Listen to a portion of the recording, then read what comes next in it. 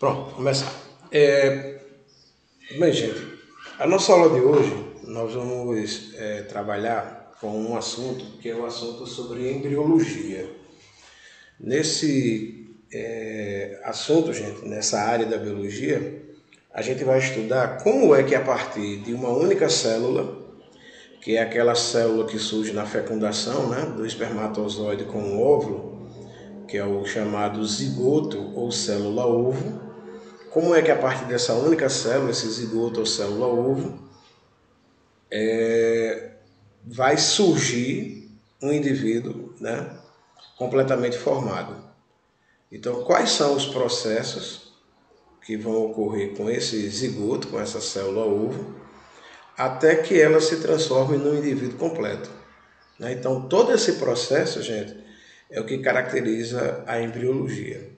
Então, a gente costuma dizer que o processo de embriologia ele pode ser dividido em 3 etapas, né? Então, a gente diz assim que a embriologia ela vai incluir a formação do gameta masculino, né, que é o chamado espermatozoide, que eu vou representar assim, a formação do gameta feminino, né, que é o óvulo. Como é que se forma um gameta masculino, como é que se forma um gameta feminino, como é que esses dois gametas eles vão se unir, né? Como é que eles vão se fundir, como é que eles vão sofrer fusão, união, para formar um zigoto, né? E como é que esse zigoto ele vai se desenvolver até dar origem ao indivíduo. Então, imagina que esse desenho é bem complexo, né? Então, o processo de embriologia ele pode ser dividido, né, em 3 etapas. A etapa de formação dos gametas, que a gente chama de gametogênese.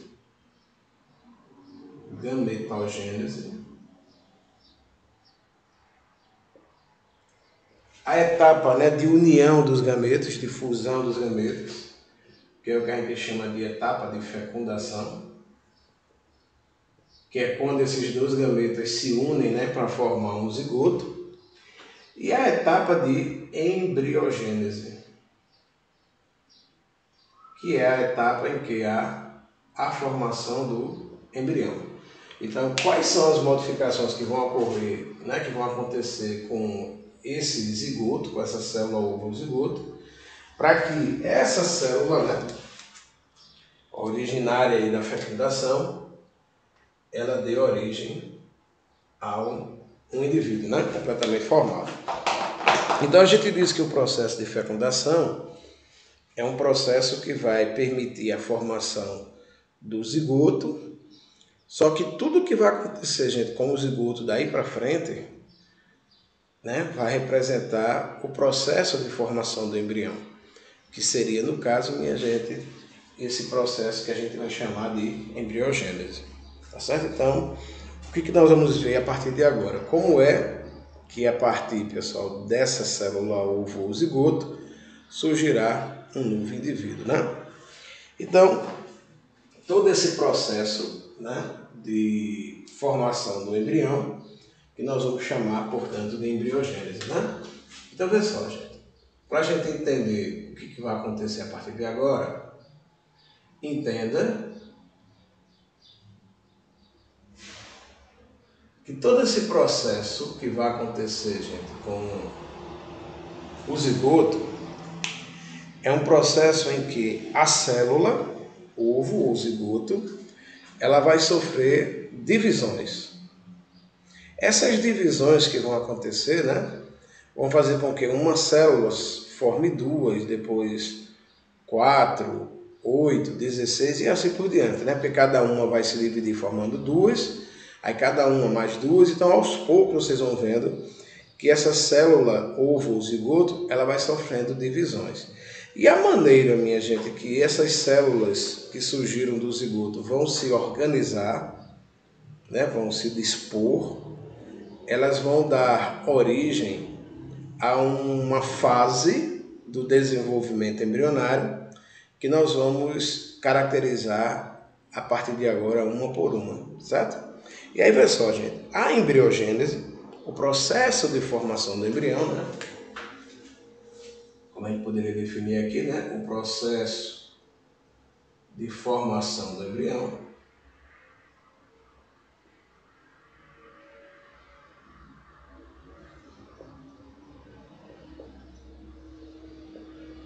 Ele pode ser dividido, né?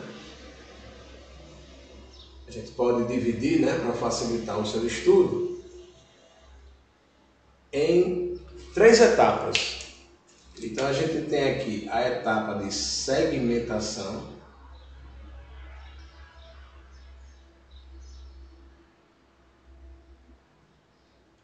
Essa etapa, pessoal, a gente vai dividir em 2 fases, que é a fase de mórula e a fase de blástula.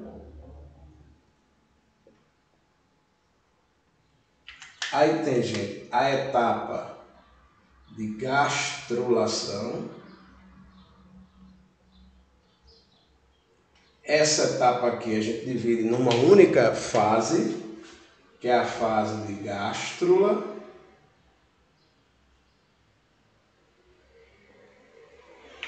E a última etapa, que é a etapa que vai ser a parte, vamos dizer assim, minha gente, final, né, do desenvolvimento embrionário, que a gente chama de organogênese.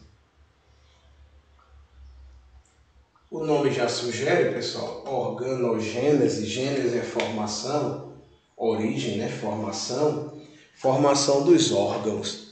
É nessa etapa em que acontece a formação dos órgãos, né? Aí a organogênese, por sua vez, ela é dividida nas fases de neurula e diferenciação.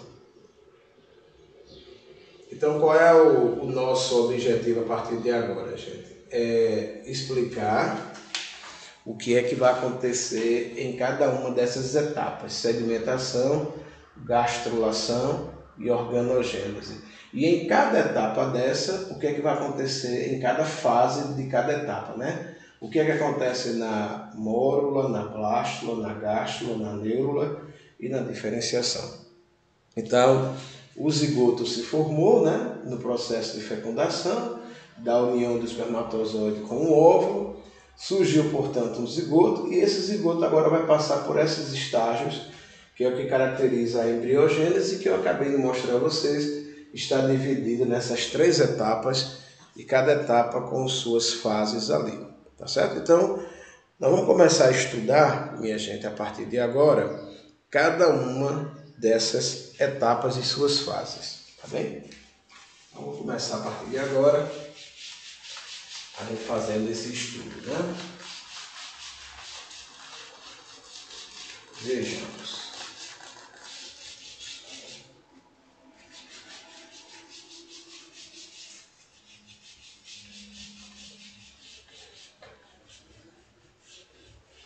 Então, começando a falar sobre cada uma das etapas, né, do processo, a gente começa aqui estudando, né, o processo de segmentação.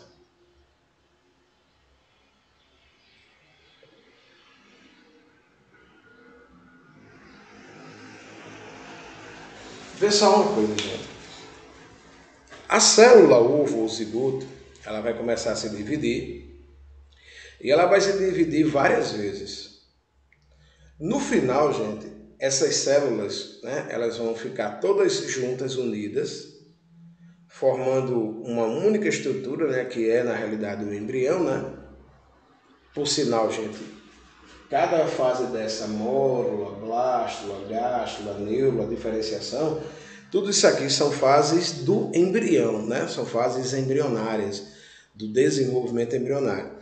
Só que, gente, no zigoto, quando ele se divide durante a segmentação, ele vai dar origem a um embrião, lá no final, né? Na fase de blástula, onde o tamanho do embrião, gente, é o mesmo tamanho do zigoto. Ou seja, uma única célula vai dar origem a milhares de células e no final todas essas células vão estar juntas, formando um embrião que tem o mesmo tamanho, o mesmo volume do zigoto.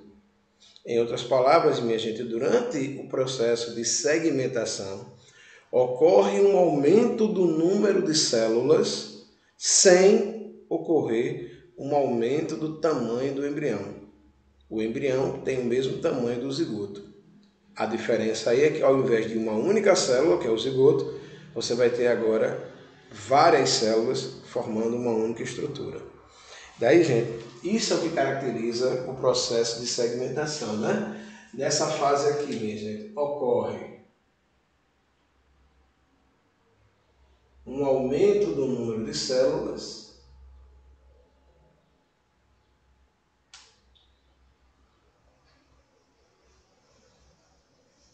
sem aumento do tamanho, né, do volume do embrião. O embrião terá o mesmo tamanho, né, do zigoto. Então, para a gente entender essa história, vou fazer aqui um desenhozinho, né, do zigoto se dividindo. E esse zigoto, ao se dividir, ele vai dar origem no final, gente, a um embrião com o mesmo volume, né, do zigoto. Então, vamos observar aqui uma coisa, ó.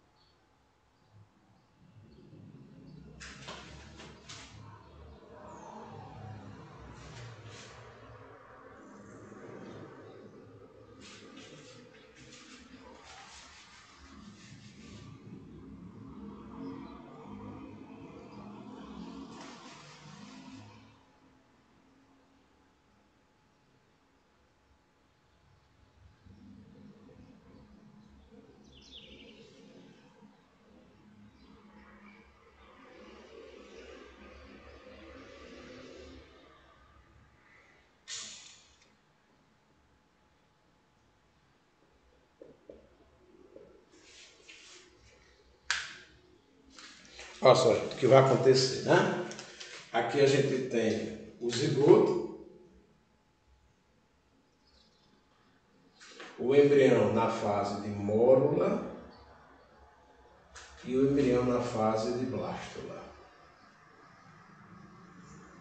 Se a gente comparar, né, o tamanho, ó, mais ou menos aí, desenho legal, né, tivesse desenhado legal aí, a gente vai perceber que o volume do embrião lá na fase de blástula, né, no final da segmentação, ele tem o mesmo tamanho do zigoto.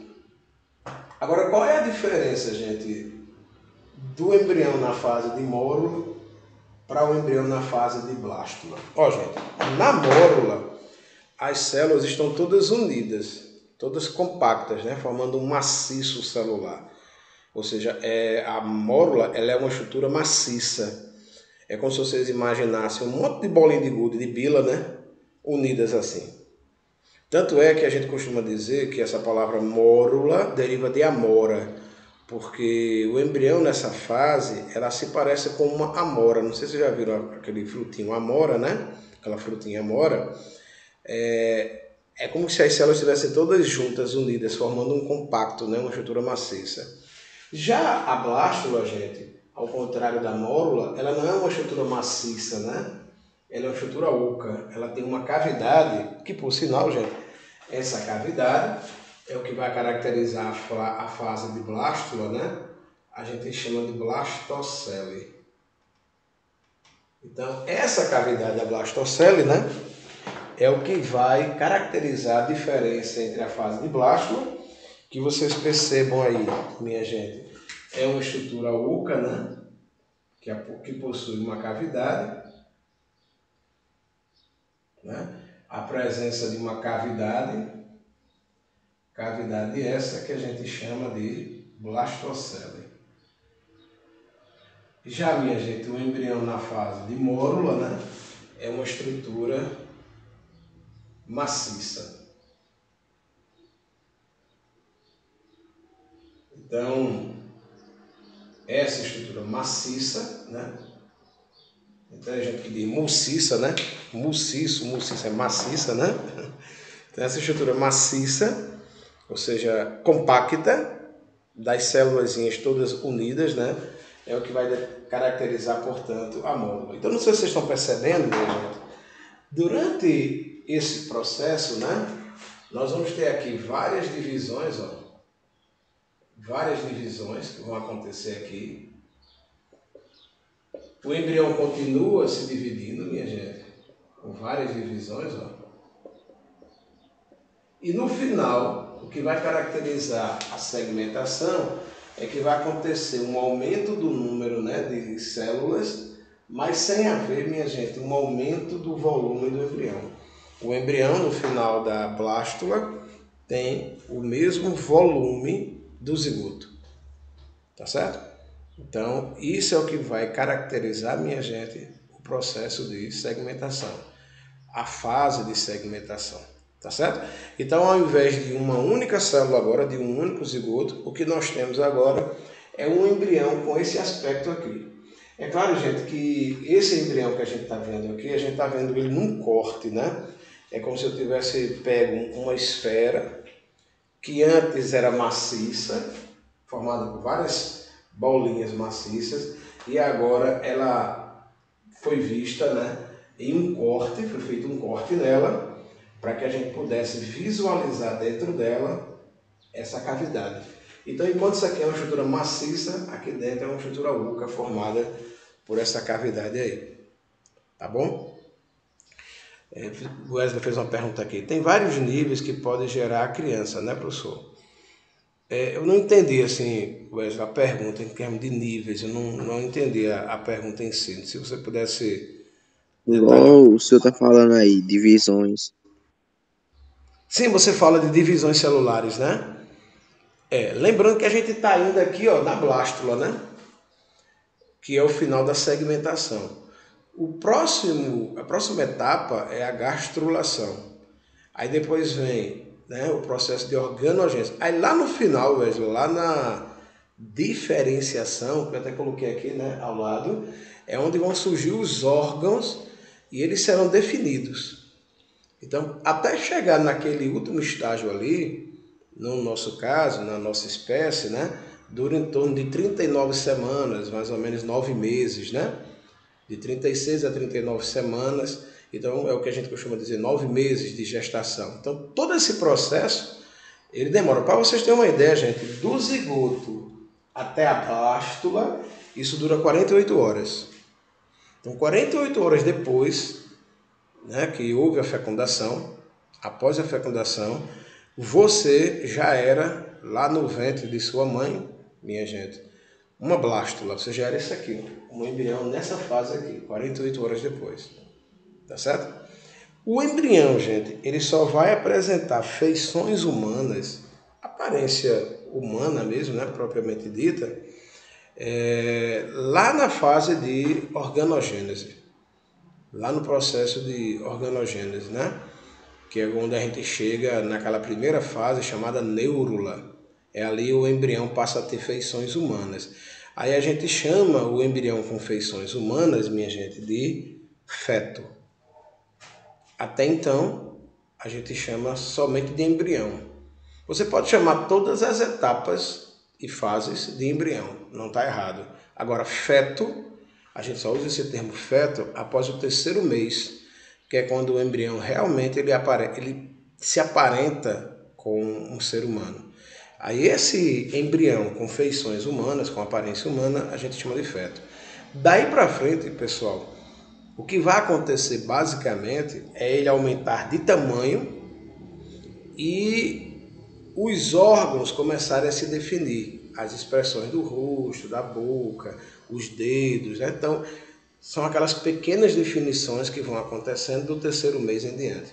Então, até o terceiro mês a gente não tem aparência humana. tá certo? Daí a gente chama apenas de embrião. Aí feto a partir do terceiro mês. Tá bom assim? Então vamos lá, tudo isso a gente vai ver, tá certo? Tudo isso que eu falei aqui para vocês a gente vai ver através dos desenhos. Estou só dando aqui um spoiler, né? Do que a gente vai ver posteriormente. Mas a princípio, minha gente, se perguntarem a vocês o que caracteriza o processo de segmentação, é um processo em que o zigoto vai se dividir várias vezes, né?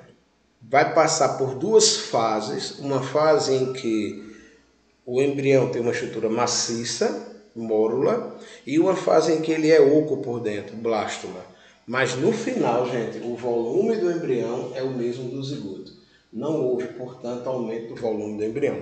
Só para acrescentar aqui, quem gosta mais de biologia, tiver mais afinidade e gostar de detalhe, minha gente, essas divisões que acontecem aqui, minha gente, com o zigoto, são divisões celulares, né? Que são chamadas, tá certo? De mitoses. São divisões do tipo mitoses. Certo? Daí a gente usar esse termo mitoses, né? Divisões celulares que vão acontecer aí para gerar. Tá certo? Então, gente, vê só. Quando a gente fala exatamente, né, de um processo de formação do embrião, a gente está falando, portanto, de um processo em que a partir de uma única célula ovo ou zigoto surge um novo indivíduo. E são essas as etapas que a gente está vendo a partir de agora, né? Uma a uma, o que é que está acontecendo com esses embriões a partir daí. Então, saindo agora, pessoal, né, dessa parte apresentada aí para vocês de forma geral sobre segmentação, eu queria agora mostrar a vocês o seguinte, minha gente, é que essa segmentação, ela pode ser classificada em vários tipos. Dependendo do animal, minha gente, dependendo do animal, essa segmentação ela pode acontecer de maneiras diferentes. Aí eu vou apagar aqui, porque aí eu vou mostrar a vocês aqui, minha gente, os tipos de segmentação. Quais são os tipos de segmentação, né? Que vão acontecer.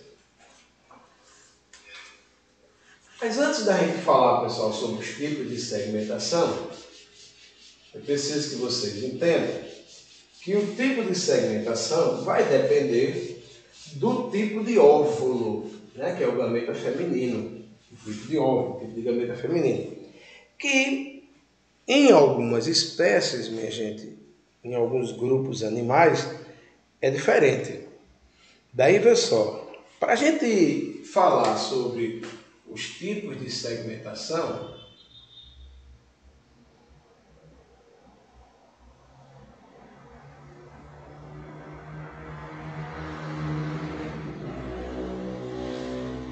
a gente primeiro precisaria observar aqui, pessoal, antes disso, né? É preciso que a gente entenda anteriormente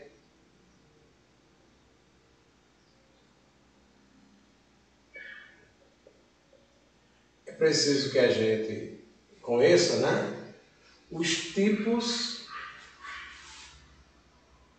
de óvulos.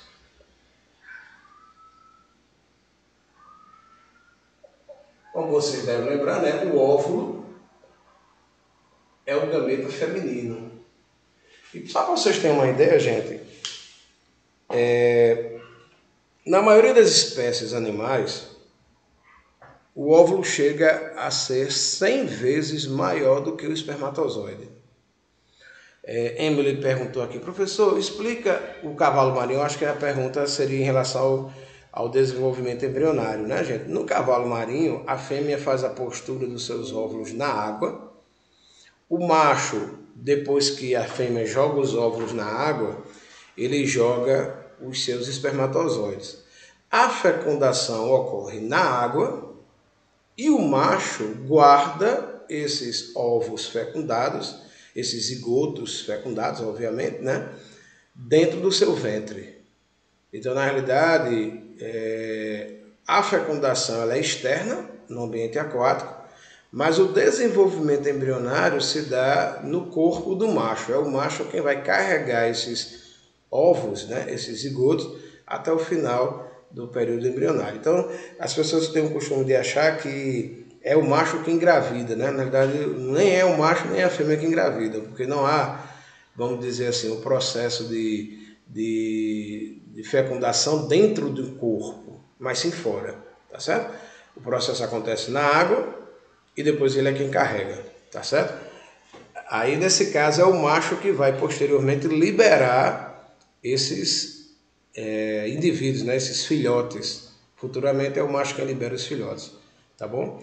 Então, na natureza, esse é um fato bem curioso, tá certo? Agora, lembrando que a fecundação acontece no ambiente aquático e depois ele guarda os seus ovos no corpo, tá legal? Beleza? Então, gente, pessoal, para a gente poder entender os tipos de segmentação, a gente precisaria entender que existem tipos de óvulos, né? E eu vou colocar aqui só para vocês entenderem, depois eu falo de cada um. Os óvulos podem ser alécitos, podem ser, minha gente, oligolécitos, e também oligolécitos, que também são chamados de isolécitos.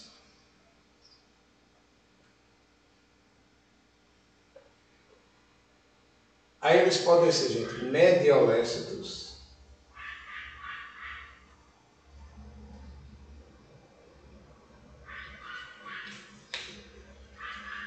ou heterolécitos,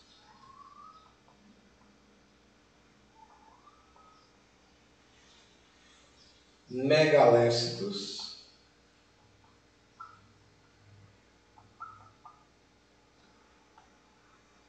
ou telolécitos,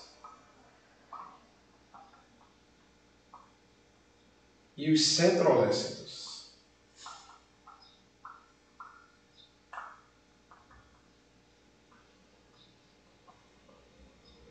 Deixa eu trocar a carga desse bicho aqui.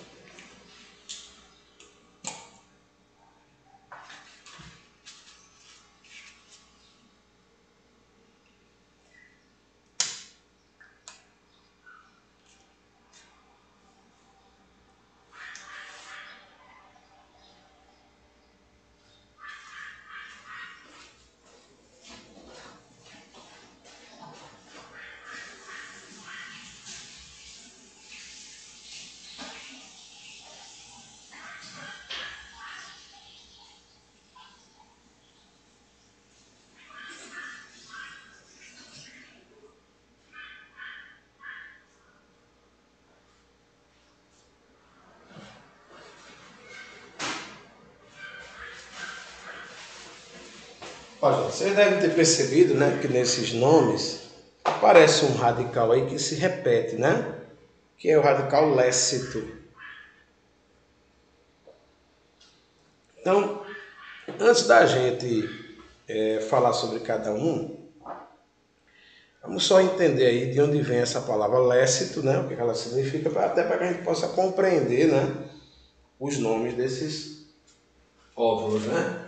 Ó, gente, esse radical lécito que aparece no nome é relativo a uma substância que a gente chama de vitelo. Vitelo ou deutoplasma.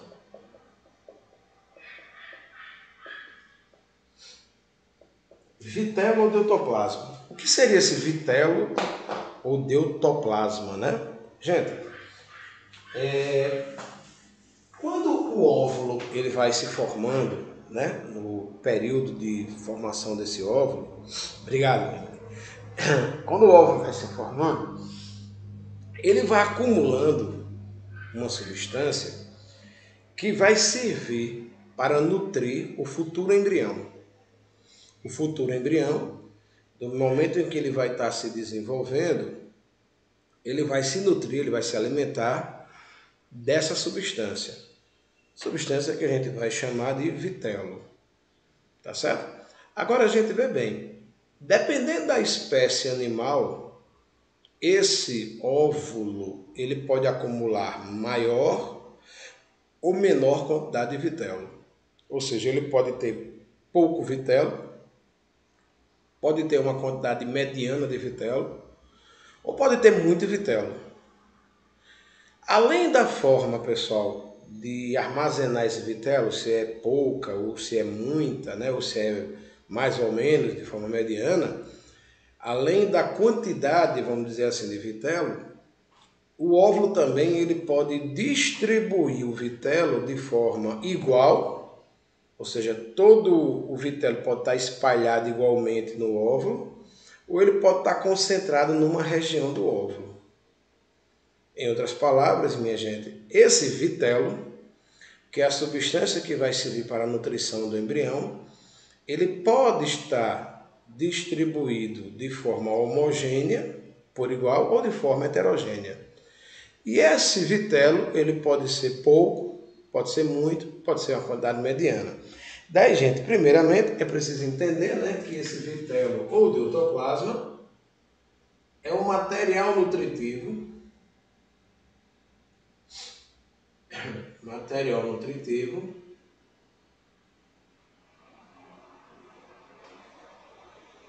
para o embrião.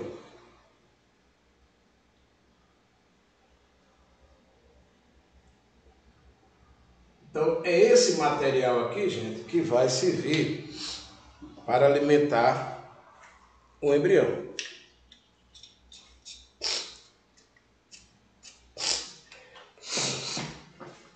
Então, vê só o que vai acontecer. Durante a formação do óvulo, portanto, o óvulo ele vai ter como função armazenar uma substância que vai fazer a nutrição do embrião. Por isso, gente, que o óvulo ele é maior do que o espermatozoide. Para vocês terem uma ideia, há casos em que o óvulo chega a ser até 100 vezes maior do que o espermatozoide, né? Então, se você observar desenhos, imagens, até mesmo os vídeos, né, aí na internet, do processo de fecundação, você verá sempre o óvulo como uma célula grande, né, imóvel, ela não tem nenhum tipo de estrutura de locomoção, e os espermatozoides são sempre menores. Por que essa diferença de tamanho? Porque o óvulo, durante a sua formação, ele acumula material nutritivo, material que vai servir para a alimentação do futuro embrião. Então, dependendo, pessoal, da maneira em que esse material nutritivo, esse vitelo, o deutoplasma, esteja no óvulo, né? Esses tipos de óvulos, minha gente, eles serão classificados de acordo com a quantidade e distribuição do vitelo. Então, o critério aqui é o seguinte, gente. O critério aqui é o seguinte. Tem pouco, tem muito vitelo, certo? E como está distribuído? Está distribuído por igual? Está distribuído de forma desigual? Então, essa é a classificação. Daí, a gente vai ter aqui esses nomes, né? Esse prefixo A dá a ideia de negação, de ausência, né? Ao pé da letra seria sem vitelo, alécitos, né? Oligo significa pouco, iso significa por igual, igual, né? Ou seja, é um ovo com pouco vitelo, um óvulo com pouco vitelo, distribuído de forma igual, né? Médio, quantidade média, né? Hetero, diferente, ou seja, é uma quantidade média de vitelo, nem muito nem pouco, né? E que se distribui de maneira desigual, heterogênea, né? Desigual. Mega vem de grande, muito, e telo, periferia. Só uma curiosidade, a quantidade é tão grande de vitelo mega que o núcleo fica deslocado para a periferia, para um canto assim, para uma extremidade. Daqui a pouco eu faço os desenhos. E centro-leste, o centro, o vitelo fica acumulado no centro do óvulo. Para a gente entender cada um deles, eu vou fazer um desenho de cada um desses óvulos e aí a gente comenta cada um, tá certo? Então vamos lá.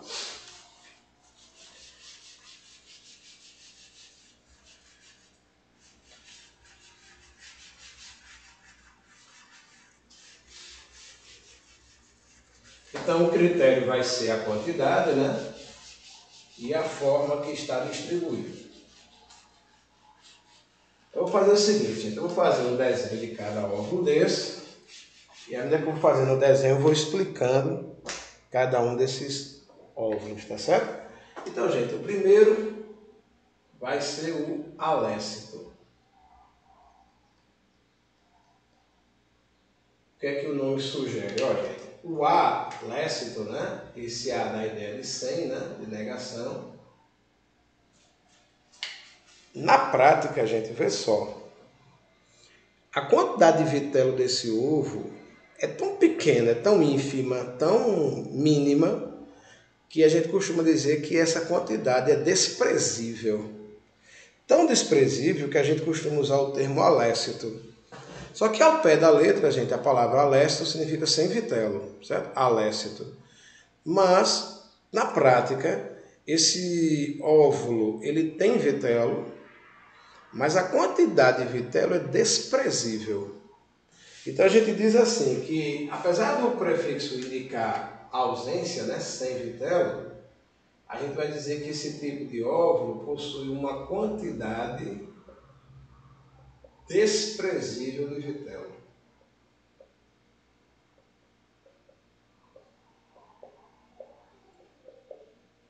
Então essa substância que vai nutrir, né, o embrião é desprezível. Aí alguém vai dizer assim, poxa professor, mas se o senhor disse que é o vitelo que faz a nutrição do embrião, né?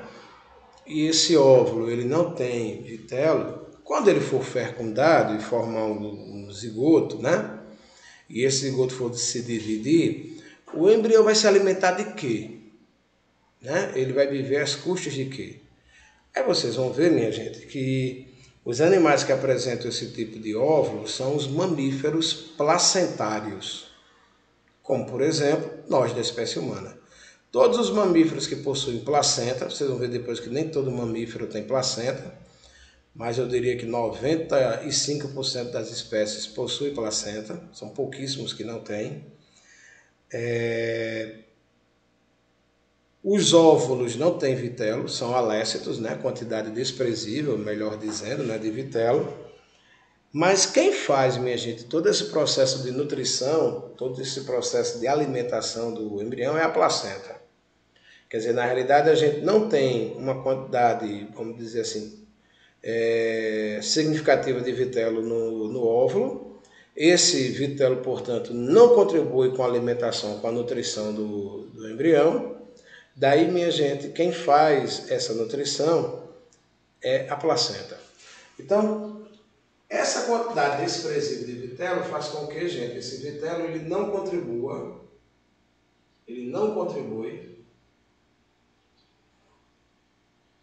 com a alimentação, com a nutrição do embrião. De tal modo que aí a gente vai perguntar, né? Se não contribui, né? Os animais que apresentam essa condição, gente, somos nós, os mamíferos placentários.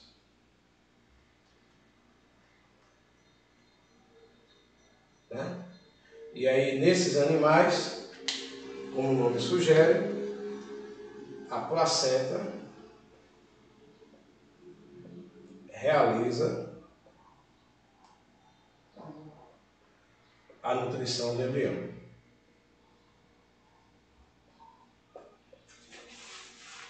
Tá certo? Vixe Maria, professor, eu nasci de uma cagada forçada. Vixe Maria, coitado. Mas nasceu através do útero, não foi no canal vaginal, não foi pelo reto não foi? Vixe Maria. Acaba nascendo de uma cagada forçada, coitado de Vinícius, bichinho. Você se recupera, viu meu filho? Se recupera. Isso é uma história, viu, Vinícius? Deixa tua mãe saber disso, uma coisa. Coisa feia, rapaz. Isso é coisa que se diga, rapaz.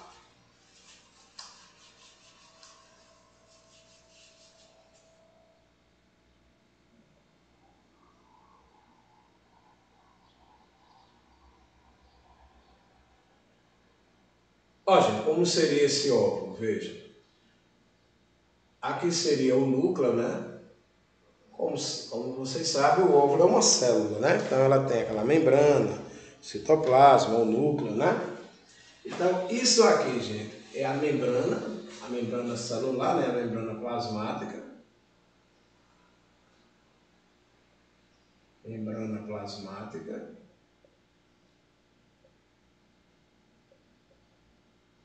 Aqui, gente, seria o núcleo, né?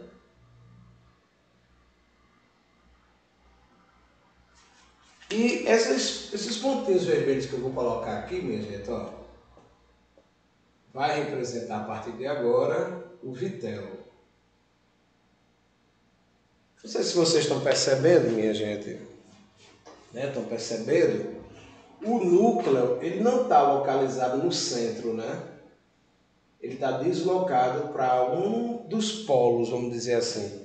É como se eu imaginasse aqui uma linha passando aqui no meio do óvulo, né? Uma linha imaginária aqui no meio do óvulo. E aí eu dividindo o óvulo em dois polos, certo? Um polo que contém o núcleo e um polo oposto ao núcleo, né? Então imaginemos aqui uma linha imaginária passando aqui, ó, dividindo o óvulo em dois polos. Aí eu vou colocar assim, gente, ó, PA vai ser polo animal, que é o polo onde está o núcleo, polo animal, e PV, polo vegetativo. Então só uma legendazinha aqui, ó. PA está representando, ó, polo animal, que é o polo que contém o núcleo, né? Contém o núcleo. E o PV, que é o polo vegetativo.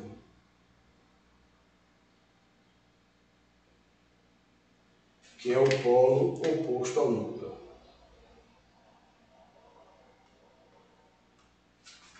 Então, esse tipo de óvulo, viu, gente, ele só acontece em nós, mamíferos placentários.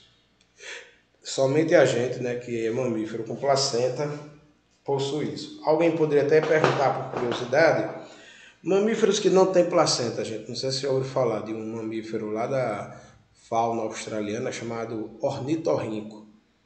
E tem um também da fauna do sul da África, chamado Equidna.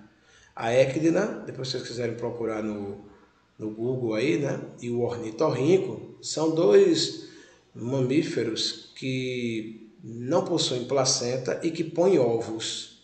Eles são ovíparos, né?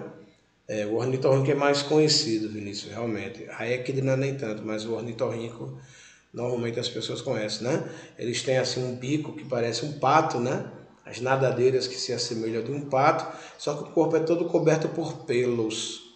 E só quem tem pelos são os mamíferos. Pelo é uma estrutura, vamos dizer assim, exclusiva dos mamíferos.